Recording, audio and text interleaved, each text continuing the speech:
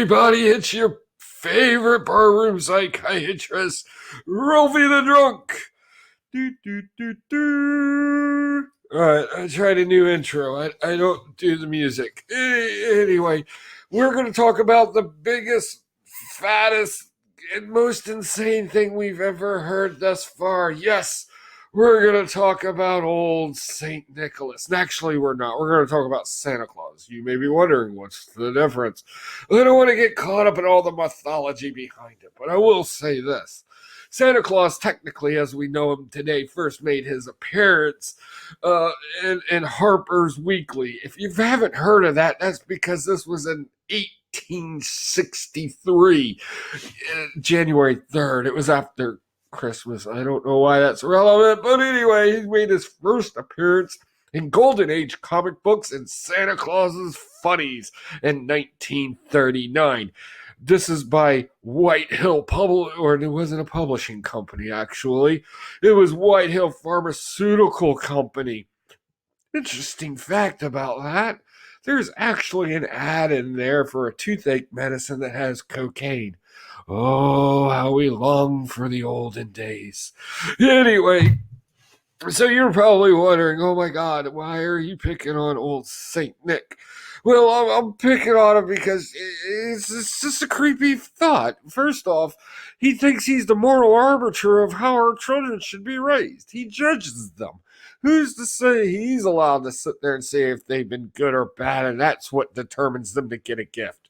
Also, he commits B&E every year, and B&E doesn't stand for bacon and eggs. No, he breaks and entering. And how do we know it's breaking and entering? Well, why doesn't he use the front door or just knock on the door and drop off the gifts? Also, have you ever noticed in a picture of Santa Claus how he's always putting his finger over his lips going, shh, kind of like all them pricks down at the bar whenever I start singing karaoke? Screw you guys. This is my show. Also, he lives an isolated life, so far away from everywhere, constantly making midgets work really, really hard. I mean, his labor practices make China look like it seems like a decent country to work in. I don't know. It's so bad. Also, what's the deal with the flying reindeer? Seriously, nobody in Alabama in a trailer park with a shotgun and Pabst Blue Ribbon try to shoot those things out of the sky yet? What is that all about? Really? Somebody explain this to me. But getting back to the comic books, he has had a vast history of comic books. He's been in both Marvel, DC, Independence. He's just about everything. Even in Marvel's Wicca fandom recognizes him being an Omega level being. I don't know what that means, but it sounds pretty powerful. At one point, he even wielded the Infinity Gauntlet and beat the Avengers. Beat him like a stepchild. Oh, how I miss my family. But anyway, so why is this crazy? Well, him being the moral arbiter of overriding parents for the sake of a gift or a reward really kind of downplays the whole family dynamic a little bit, doesn't it? I mean, really, it's at the point to where parents even threaten. They're like, oh, you better be careful. Spooky bearded fat guy's watching you, and he's going to climb down the chimney and give you coal. Like, seriously, he still uses coal today. Maybe if he was giving it to a power plant or that Greta girl that looks so angry all the time. What's her deal? Anyway, I don't really get this guy, and I don't understand him very much. But what I do know is that we here at the Pocan Joe channel hope that all of you have a great and merry Xmas. I know somebody's going to say, you put the Christ back in Christmas. Well, for you pretentious prick, I got something for you. The abbreviation for Christ in Greek is an X. Link in the description below if you would like that to reference that. So, there you go. Besides, I'm Jewish. I don't really care. Take that. You can't hurt me.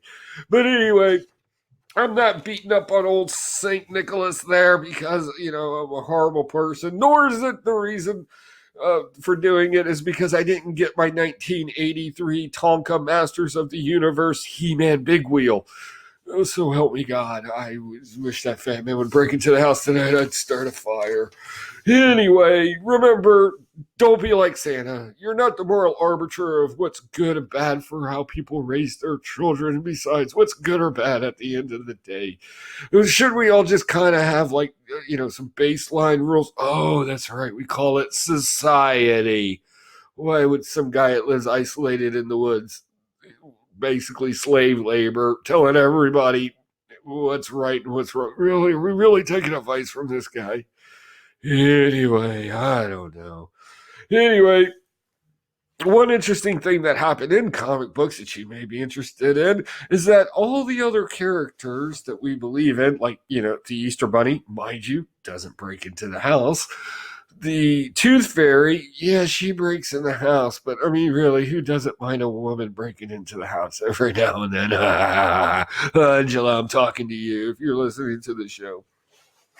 And leprechauns. Leprechauns are just the worst. Oh, God. Every time. Every time. They all paid Lobo. If you don't know who Lobo is, he's kind of like this space bounty hunter guy who kills people. They actually paid him to try to kill Santa Claus, but much to his amaze, it didn't work.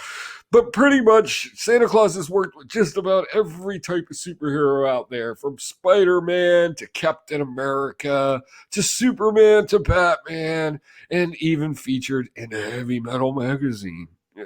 I don't want to know what that was about, because God knows that was a disaster waiting to happen.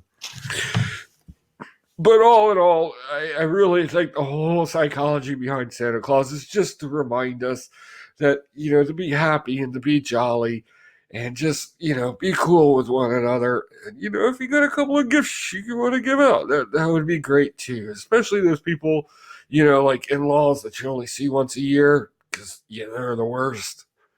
Yeah, it's that time of season. You're there.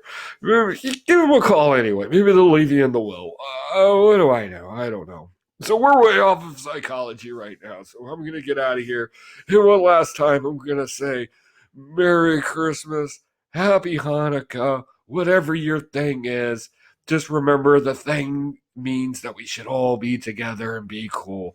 And God forbid if a little bottle of cheer shows up on my front porch because you really like what we're doing here. All right, guys, I got nothing else. Leave a comment down below. Again, this wasn't meant to offend anybody, but, people are the worst. So, we love you. Bye.